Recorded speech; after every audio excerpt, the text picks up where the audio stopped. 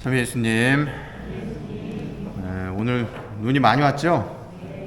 오늘 미사 때에 참여하시는 분들이 많이 없으실 것 같았는데 생각보다 많이 오셨네요. 또 많이 안 올 걸 염려하셔서 저를 또 걱정하셔서 수녀님들도 오셨나 싶은 생각도 들고, 제가 작년부터인가 이 캠핑을 취미 삼아 하고 있거든요. 캠핑 하시는 분 혹시 계신가요, 여기? 나는 캠핑한다. 없으세요? 이 캠핑을 하면 준비해야 되는 준비물이 있거든요. 뭐가 있을까요? 제일 첫 번째는 텐트가 있어야 되겠죠. 그리고 텐트 다음에 커피 버너? 이게 뭐예요? 코펠. 그렇죠. 코펠, 식기류, 또 렌지도 있어야 될 거고, 또 캠핑 가면 또 앉아야 될 거 아니에요? 의자도 있어야 될 거고, 또 잠을 자야 되니까 침대 같은 것도 있어야 될 거고, 기타 등등 준비할 것들이 굉장히 많습니다. 그 얘기는 돈 들어갈 일이 많다는 얘기죠.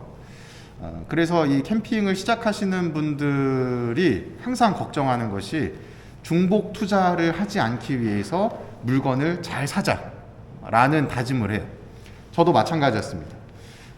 어떤 식으로 캠핑을 할까 혼자 막 고민을 하면서 텐트를 쫙 봤어요.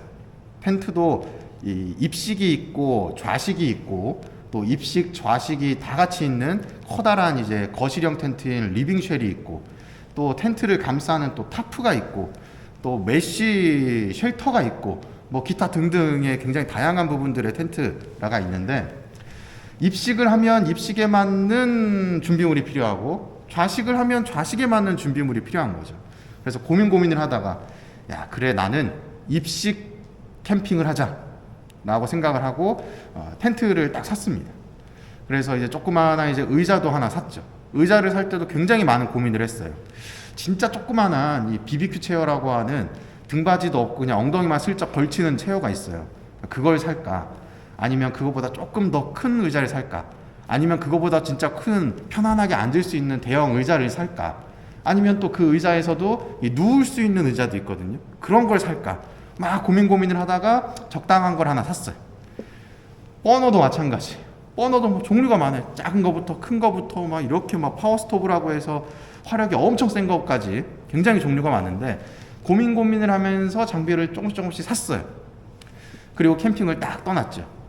캠핑을 딱 갔다 와서 제가 무슨 생각이 들었는지 아세요? 다른 거 살 걸. 이런 생각이 들기 시작을 했습니다. 그래서 갔다 온 뒤에 행복했던 기억보다는 다음에 뭘 사지? 하는 생각이 머릿속에 들기 시작해요. 그러면서 이것저것 또 텐트도 검색하고 의자도 검색하고 하다가 입식보다는 좌식이 나은 것 같은데? 하는 생각이 들면서 제일 근본적으로 바꿔야 되는 텐트를 또 검색을 합니다.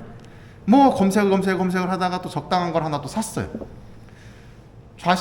입식에서 좌식으로 바뀌면 그냥 맨바닥에서 이제는 신발을 벗고 들어가는 형식으로 바뀌기 때문에 거기에 또 까는 발포 매트나 혹은 자축 매트나 이런 것들을 또 사야 돼요. 그걸 또 사고, 또 거기서 쓸 테이블이랑 의자를 또 사고, 중복 투자가 이제 시작이 되는 거죠. 그렇게 해서 캠핑을 갔어요.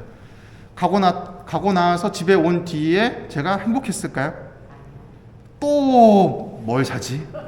하는 생각을 했습니다. 왜냐하면 이 좌식을 한번 해보니까 뭔가 좀 좁은 것 같은 거예요. 이래서 사람들이 커다란 텐트를 쓰는구나 하는 생각이 들어서, 또 이제 이 거실과 이 이너 텐트가 딸려있는 리빙쉘 텐트라고 하는 커다란 것들을 또 찾아보기 시작을 합니다. 찾다가 적당한 가격에 또 중고로 올려온 걸 사서 또 캠핑을 갔어요. 만족했을까요? 또 만족을 안 했어요. 그렇게 큰 걸 치고 나니까 이제 무슨 생각이 들었냐면, 이건 좀 너무 큰데? 하는 생각이 또 드는 거죠. 그래서 그걸 또 팔았어요. 그리고서는 또 무슨 생각이 들었냐면, 텐트 이거 계속 치고 이런 거보다 좀 간편하게 칠 수 있는 거 없나? 하면서 내가 어차피 이 전기차를 타니까 전기차에 맞는 차박용 텐트를 사보면 어떨까? 그래서 또 검색을 하다가 차박용 텐트를 또 샀어요. 그러면 거기에 맞는 물품을 또 사야 되겠죠? 결국은 돌고 돌아서 최근에는 제가 말씀드렸던 이 사기당했던 에어텐트, 거기까지 왔는데, 에어텐트를 가지고 캠핑을 가서 어느 날 갑자기 이런 생각이 드는 거예요. 아, 내가 처음에 캠핑을 시작할 때 중복 투자를 하지 말아야지 라고 했는데, 가만 저의 행태를 보니 캠핑은 몇 번 안 가면서 중복 투자로 물건을 샀다 팔았다 하는 행위는 엄청나게 많이 했던 거죠. 그러면서 무슨 생각이 들었냐. 아, 조금씩 짐을 줄여야 되겠다. 내가 너무 많이 샀구나 하는 생각을 하게 됐어요. 그리고서 또 찾아봤죠. 뭘 찾아봤냐. 백패킹. 백패킹 캠핑을 또 찾아보기 시작을 합니다. 이 캠핑을 하시는 분들의 커다란 흐름이 있다 그래요. 작은 거에서부터 점점점 큰 걸로 갔다가 결국에는 작고 작은 초소형의 가방 하나만 둘러매고 갈 수 있는 캠핑까지로 이렇게 변화된다고 이야기를 합니다. 그러다가 이제 그 끝은 어떻게 되느냐. 캠핑을 그만두는 거죠. 다 정리를 하는 거죠. 이 모습 안에서 이제 그런 생각이 들었어요. 머리로는 분명히 제가 시작할 때 중복 투자를 하지 말아야지, 이것만 사서 이걸로 열심히 재밌게 캠핑을 해야지 했는데, 하다 보니 생각이랑 현실은, 이상과 현실은 달랐던 거죠. 하다 보니 이래서 사람들이 이런 얘기를 했구나, 이게 불편하구나, 조금씩 깨닫게 되면서 제가 변화하게 되는 거죠. 머릿속에서는 분명히 그런 생각을 갖고 있었어요. 나중에 종국에는 백패킹이지. 하지만 그 백패킹을 하는 데까지 마음이 움직이진 않았는데, 여러 번의 반복된 실수들과 경험들을 하다 보니까 결국에는 백패킹이구나 라는 것에 마음까지 이제 움직이게 되는 모습을 보이게 됩니다. 결국은 우리는 머리로 아는 것과 내가 직접 행해보는 것에서는 차이가 크다는 것을 깨닫게 되는 거죠.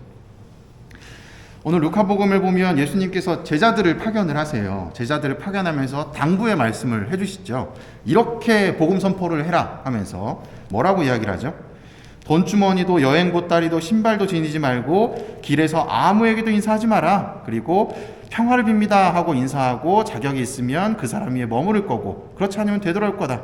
거기서 주는 것을 먹고 마셔라 하는 이 선포되는 자의 모습이 어떠해야 되는지에 대한 가르침을 주고 있어요. 제자들은 이렇게 파견되면서 예수님께서 당부하신 것들을 잘 지켰을까요? 제 생각에는 그렇지 않았을 것 같아요. 아마도 머릿속에는 이러지 말아야지 라는 생각을 갖고 있었겠지만, 이 집에 갔더니 여기는 고기를 굽고 있는데 저 집에 갔더니 저긴 채소를 먹고 있어. 어디 가고 싶겠어요?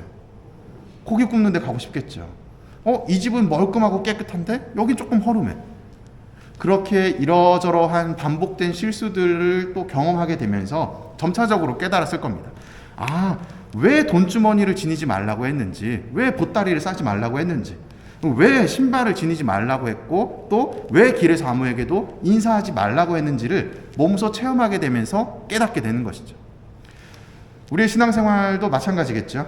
여러분들은 이미 신앙생활을 어떻게 하시는지에 대해서는 통달하신 분들이세요. 제가 이야기할 필요가 없는 분들이죠. 하지만 머릿속으로 알고 있는 신앙생활과 내가 살아내는 신앙생활은 동떨어져 있어요. 그렇기 때문에 머릿속에 있는 것들을 내가 살아내다 보면 어느새 이것이 내 것이 되고, 그 안에 숨겨져 있는 그 의미가 무엇인지, 나에게 무엇을 요구하시는 것인지를 깨달아가는 과정이 생기게 되는 겁니다. 그래서 우리는 이 믿음만 가지고서는 신앙이 완성될 수 없고, 무엇이 동반되어야 된다. 실천이, 행동이 동반되어야 된다고 이야기하는 것 같아요. 혹시나 여러분들이 신앙생활을 하시면서 이러저러한 반복된 실수들을 하고 있다. 걱정하지 마십시오. 염려하지 마시고, 그것이 하나의 내 이론과 그리고 내 삶과 동떨어져 있는 것이 점점 가까워지는 과정이라고 생각하시면 돼요.